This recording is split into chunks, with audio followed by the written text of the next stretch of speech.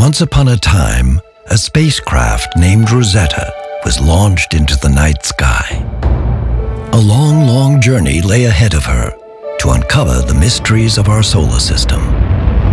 Rosetta carried a little passenger, the lander Philae.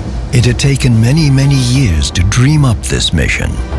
And now, on the 2nd of March 2004, Rosetta was on her way to the far-off comet 67P Churyumov-Gerasimenko.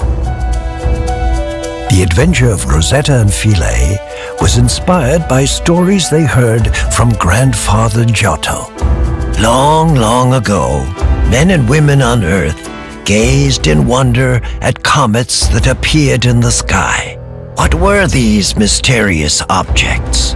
Some thought they might be caused by Earth breathing into the sky, but no one knew for sure. Until a Danish astronomer named Tycho Brahe discovered that comets are very far away, much, much further from Earth than the Moon. How could we learn more about these distant objects? By trying to get close to them. And getting close to a comet was exactly what Rosetta and Philae planned to do. But before they got to theirs, they had a lot to prepare. They listened in awe as Giotto told them about a handful of spacecraft that had visited other comets before them. I was one of the lucky spacecraft to fly very close to the most famous comet of all, Halley's Comet. Halley's Comet is very special. It is named after Edmund Halley, who discovered that many comets come back regularly to our sky. He predicted that one of those comets would return after 76 years. And it did. Time and time again, Halley's Comet has come back right on schedule every time. The last time, in 1986, I was there. Together with a bunch of friends from lots of other countries, we set off to welcome this legendary comet. I was the bravest of all, and flew less than 600 kilometers from the comet's nucleus. It was a harsh place, but the sight was amazing, and I sent pictures back home. Many more spacecraft have gone looking for comets after us, like your cousin Stardust, who flew by Comet 81P Wild, collected dust particles from the shiny tail, and sent them back home to be studied. Or one of your other cousins, Deep Impact, who made a crater in Comet 9P Temple to see what's under the surface. Stardust flew by this comet a few years later to look at this famous crater. We have learned a lot about comets, but much more is still to be discovered. Comets hold many secrets about the early days of our solar system. How did planets form? How did water arrive on Earth? And you, Rosetta and Philae, are going to find out by doing what no space probe has ever attempted: orbit a comet and land on it. Rosetta and Philae had a historic mission ahead of them, but the journey would be very long. It would take them over 10 years, and they would have to overcome many challenges before they reached their destination. Rosetta needed lots of energy to get to the comet, and got some from Earth and Mars by flying around them, seeing some beautiful sights. Along the way, she and Philae also went to places spacecraft hadn't visited before. Rosetta found a diamond-shaped object, the asteroid Steins, and took amazing pictures for everyone on Earth to see. The diamond disappeared as the spacecraft sped on. Further along the way, a giant appeared, Lutetia, an ancient rock 100 kilometers tall and 100 kilometers wide, with big craters on the surface. Rosetta sent more pictures home of the amazing encounter. This was still only the beginning of the adventure. But far from the energy of the sun, Rosetta was very tired and needed to rest. Still traveling through space, she and Philae fell into a deep sleep, a sleep lasting for 2 years, 7 months, and 12 days. Then on the 20th of January, 2014, with the help of everyone on Earth shouting, "Wake up, Rosetta!" she opened her eyes and let everyone back home know she was okay. There was much celebration, and Rosetta's team quickly set to work, checking her health after the long slumber. There was still a long way to travel to reach the comet, but Rosetta had plenty to do. There was no time to lose. All of the experiments that were packed on board had to be woken up, along with the lander, Philae. There was still some way to travel before they reached the comet, and Philae in particular was impatient to arrive. "Rosetta, are we there yet? Are we there yet?" When they got to the comet, they would find out all about its surface and about the dust and gas around it.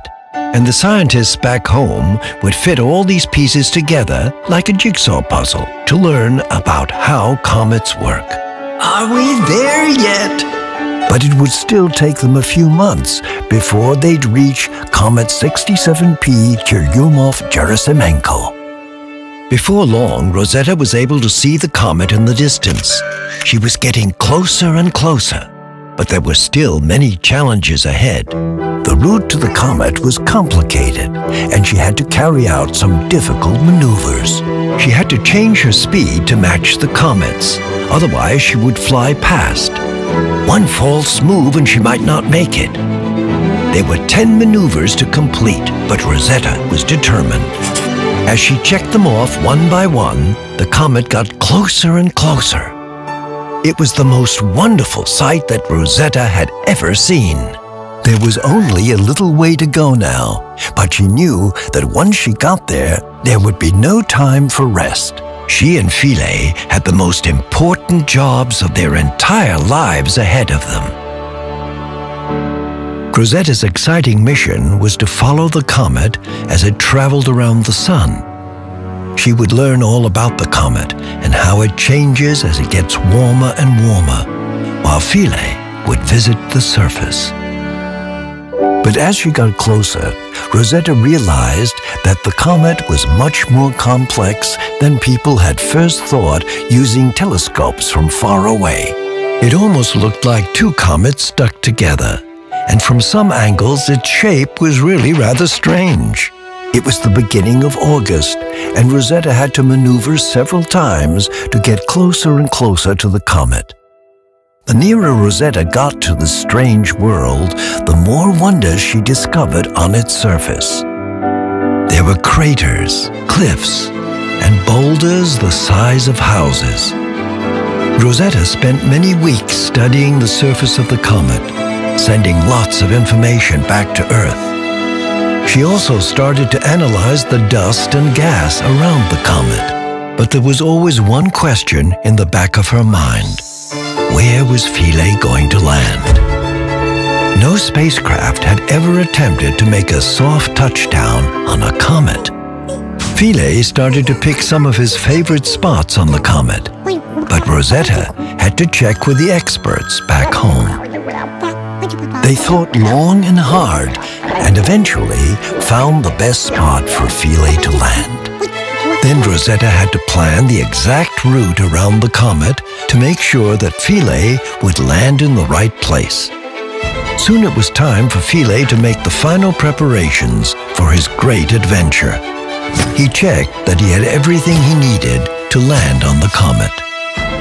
Finally, the moment everyone had been waiting for arrived. As the world held its breath on the 12th of November 2014, Rosetta moved into the exact position needed to make sure Philae would reach the landing site. Philae and Rosetta were sad to be going their separate ways, but excited at the same time because this was what they had been waiting to do.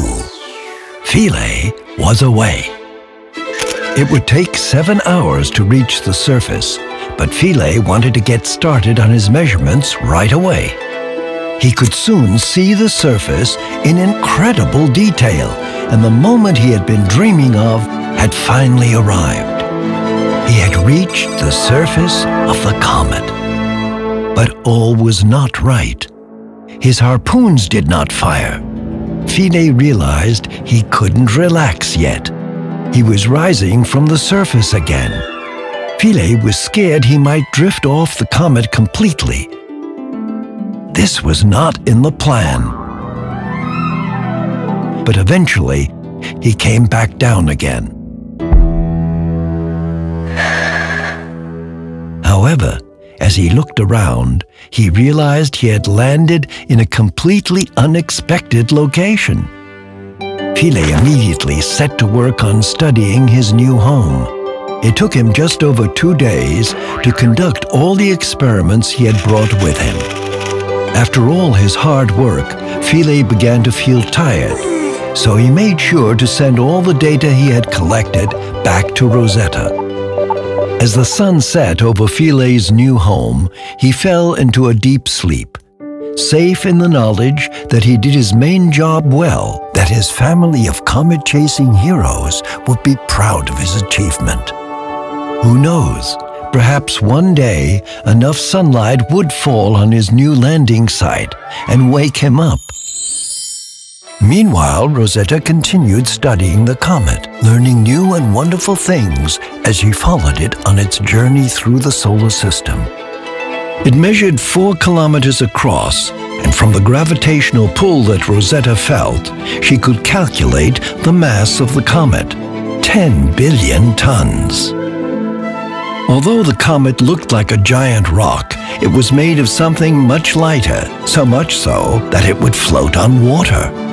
Rosetta collected samples of the gas and dust that streamed into space in order to learn more about what the comet was made of and where in the solar system it was born.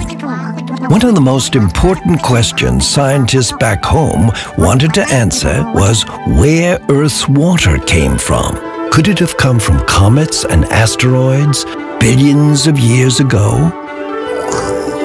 Rosetta was surprised to discover that the water vapor flowing away from her comet had a different flavor to Earth's oceans. The scientists wondered what it would mean for their theories of how the solar system evolved. There were many other types of gases too, and it smelled like a weird mixture of rotten eggs, horse stables, and marzipan. Rosetta also collected thousands and thousands of dust grains, small and large. Some of them seemed very fluffy, like the head of a dandelion.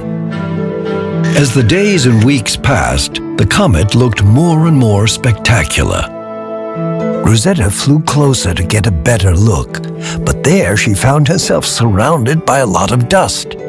Although it wasn't as dangerous as when Grandfather Giotto flew past Comet Halley at high speed many years ago, Rosetta still became disoriented and almost lost her way, so decided to continue her work from a safer distance.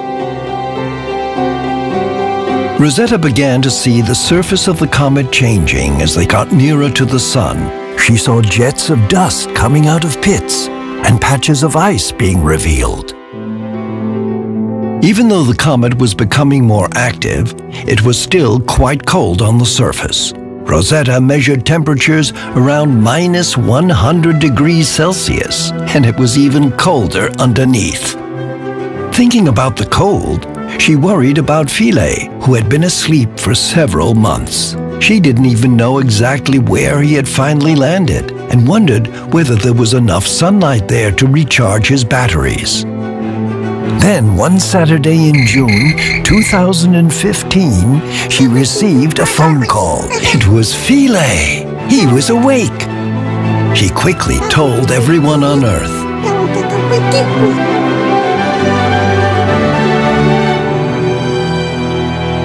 Rosetta wanted to tell Philae all that had happened while he had been asleep and the many exciting things she had learned about the comet, but the connection wasn't very good.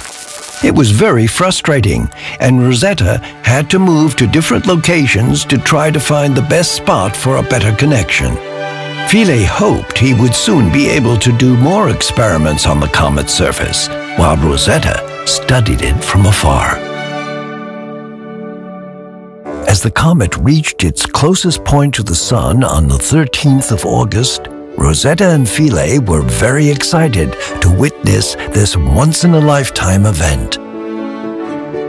Rosetta saw more and more gas and dust streaming from the comet's surface. At that time, she had to keep at a safe distance because the comet was so active and the environment was very dusty. Rosetta knew that astronomers back on Earth were also observing the comet, and she enjoyed seeing the images of how it looked from afar.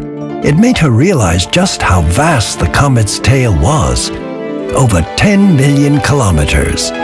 She explored some of the tail herself on excursions that took her over 1,000 kilometers from the nucleus. There, she studied how the stream of charged particles flowing from the Sun affects the comet. Even though Rosetta was far away, she often thought of Philae, whom she had not heard from since before their closest approach to the Sun. She hoped that he had also enjoyed the view on the comet when it was most active. Later, as they moved back towards the outer solar system, the comet became less active, and it was finally safe for Rosetta to get closer again. Whenever she flew over Philae's home, she listened out for any signals from him. She wanted to tell him about the amazing discoveries that the scientists back home had made using the data he had collected down on the comet. They had found the surface to be much harder than expected, and that the comet contained many ingredients, including some complex molecules that could be the building blocks of life as we know it on Earth. Even though Rosetta could not see or hear Philae, she tried to make contact with him just in case he was listening. But unfortunately, they could not seem to get connected. Perhaps Philae had fallen back into a deep sleep, or maybe his radio was broken, but she was still very proud of him. After all, he had accomplished so many of his important tasks on the comet, and he was understandably tired. Rosetta, too, had made many exciting discoveries.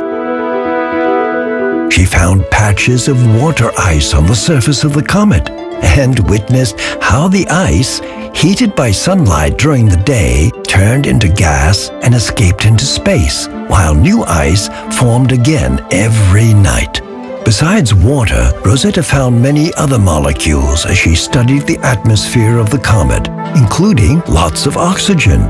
Scientists were very surprised to find so much. They thought that most of the oxygen would have reacted with other atoms, but perhaps it had been locked into the ice when the comet formed 4.6 billion years ago. The scientists were excited by what this discovery could tell them about the history of the solar system. By looking carefully at pictures taken by Rosetta, they also figured out how the comet got its curious shape. It likely happened when two smaller comets slowly crashed into each other billions of years ago. The scientists had also long wondered how the comet looks like from the inside. To find out, they studied the radio beams that Rosetta and Philae had sent to one another through the comet. They also measured how the signals that Rosetta sent back to Earth changed as the comet's gravity gently tugged on her while she flew around it. These experiments showed that the comet had no caverns under the surface larger than 100 meters. In fact, it was made up of a mix of loosely packed dust and ice grains on the inside. The comet was fluffy under its hard crust.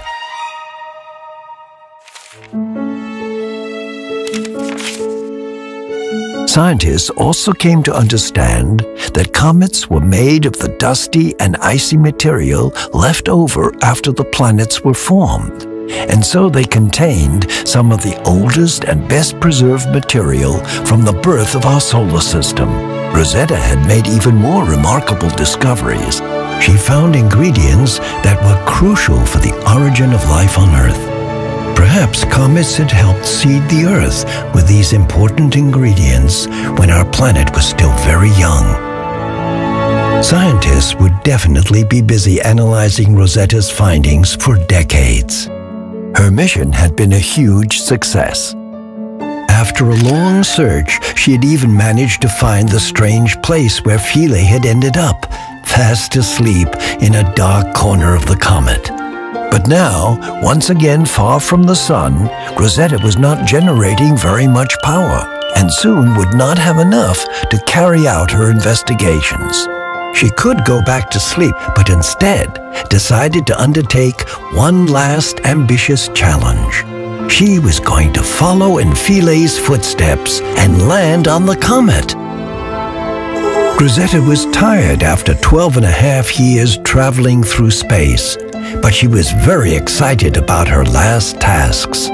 She would finally see up close some of the amazing sights she'd been observing from a distance for the past 2 years. And she'd get to sample the comet's gases closer than she had ever dared to go before. It would not be easy, but the experts back home had everything figured out and the date was set. Rosetta would be targeting a really interesting place on the head of the comet. She wasn't going to be able to talk to Earth ever again once she was on the comet's surface. After all, she was never designed to land. So she would have to send back her last images and data as quickly as possible before saying her final goodbyes. Even though her incredible journey was nearly complete, she knew that just like the other comet explorers that had gone before her, the legacy of her amazing mission would live on forever. She felt lucky to have had so many friends and hoped they would still think about her and Philae from time to time.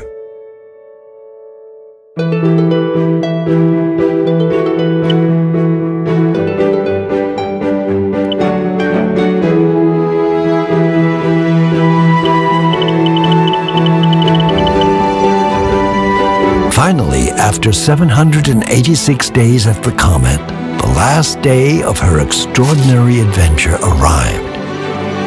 On the 30th of September, 2016, Rosetta started her descent to the surface of the comet.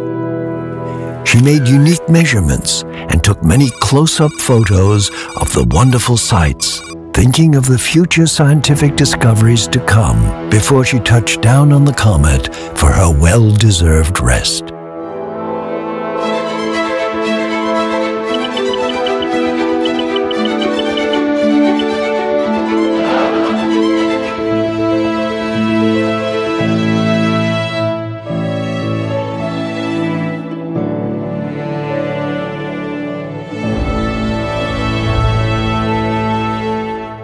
So ends the amazing adventure of our two extraordinary explorers, Rosetta and Philae, at Comet 67P. Farewell, dear friends.